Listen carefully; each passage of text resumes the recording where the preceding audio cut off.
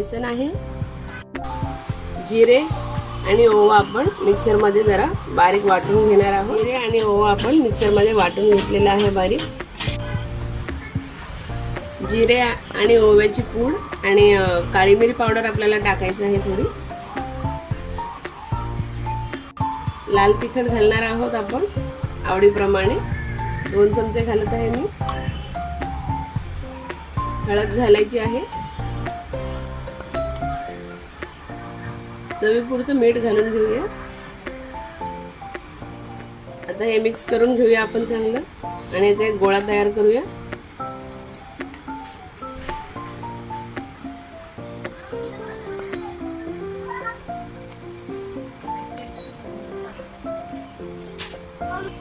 छान आपण पीठ भिजवून घेतलेलं आहे. हे तासभर ठेवूया आपण. आपलं पीठ चांगलं भिजलेलं आहे. आपण आता शेव तयार करून घेणार आहोत. अशी जाळी घेतलेली आहे शेवांची. साच्यामध्ये लावून घेणार आहोत. तेल ठेवलेलं आहे गरम होण्यासाठी. पाण्याचा हात लावून आपल्याला पिठाचा गोळा घ्यायचा आहे.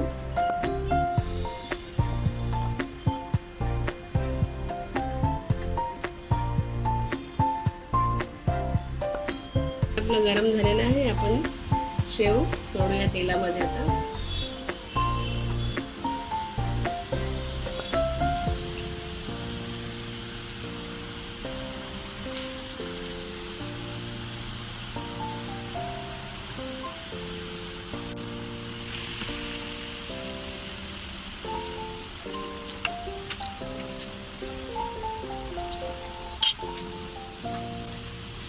शेव आपण दोन्ही बाजूने कुरकुरीत तळून घ्यायचे आहे छान.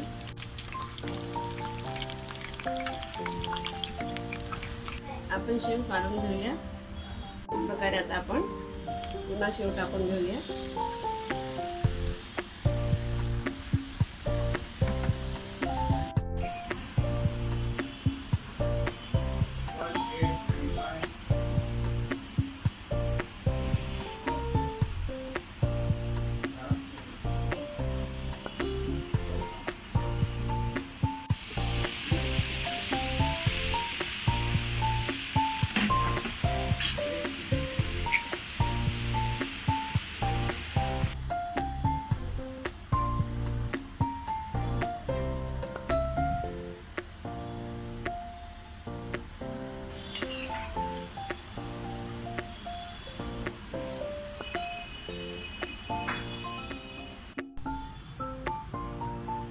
आपली शेव पहा किती कुरकुरीत झालेली आहे.